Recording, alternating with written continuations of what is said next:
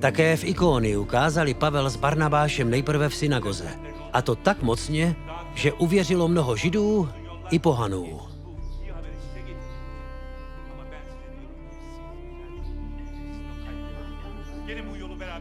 I tam se ovšem vyskytli Židé, kterým se to nelíbilo. Popouzeli místní obyvatele a šířili nenávist proti křesťanům.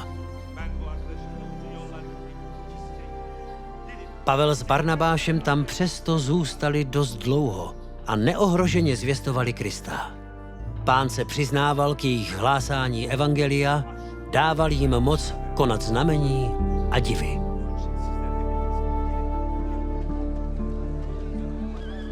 Obyvatelé Ikonia se rozdělili na dva tábory. Jedni byli s pravověrnými Židy a druzí s křesťany.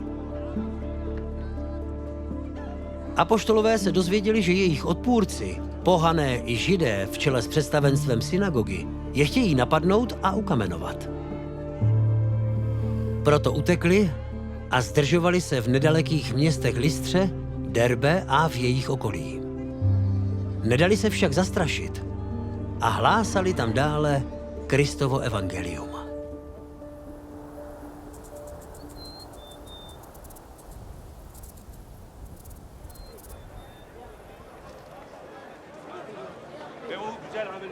V Lystře žil muž s ochrnutýma nohama. Měl vrozenou vadu, takže nikdy v životě nechodil. Ten byl také mezi Pavlovými posluchači. Pavel se na něj pozorně zahleděl a poznal u něho víru v Boží pomoc.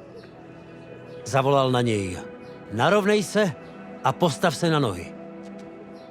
Chromý vyskočil a chodil.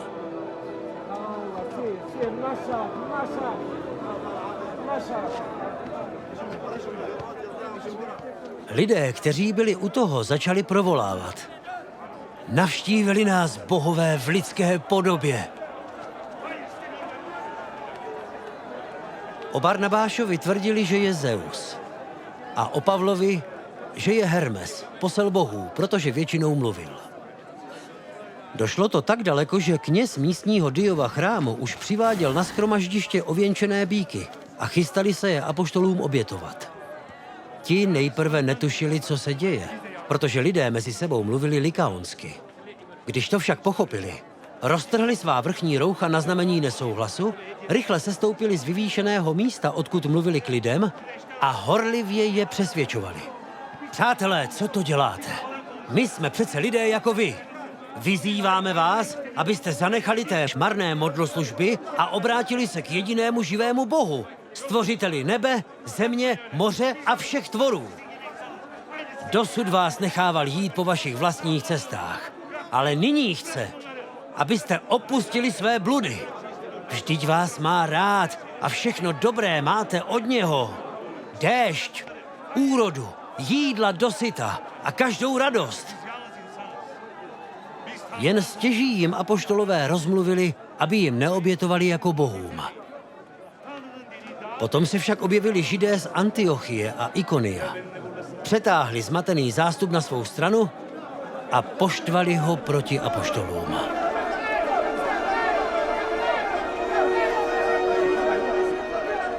A tak místo pocty Pavla kamenovali.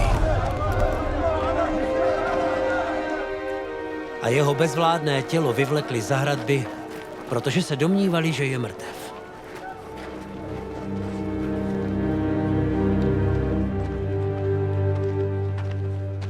Křesťané se k němu zběhli a když se Pavel probral,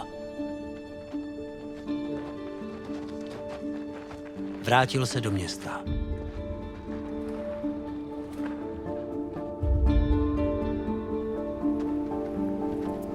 Příštího dne však raději odešel s Barnabášem do Derbe.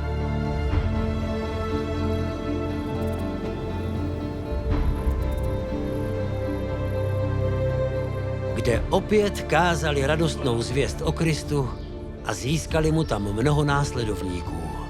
Pak se vydali na zpáteční cestu přes Lystru, Ikonium a Pisidiskou Antiochii. Všude dodávali křesťanům odvahu a povzbuzovali je. jen vytrvejte ve víře. Čeká nás mnoho utrpení, ale cíl, Boží království, za to stojí. V každém sboru po modlitbách a půstu ustanovili správce a odevzdali všechny do ochrany Pána, v něhož uvěřili.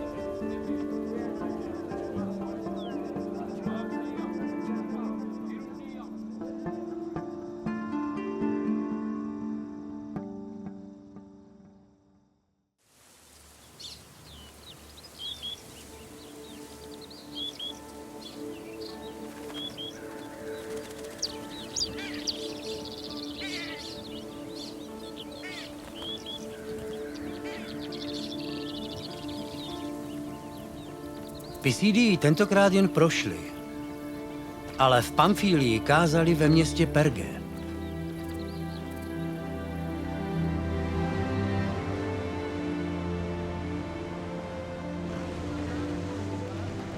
Z přístavu Atalia se pak plavili zpět do Antiochie v Sýrii, kde jim před časem vyprosili Boží milost k práci, kterou právě dokončili.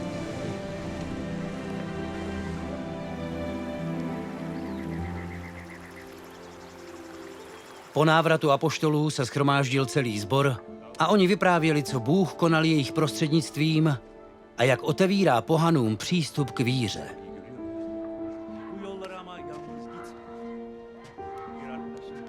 Pavel a Barnabáš pak zůstali s křesťany v Antiochii delší dobu.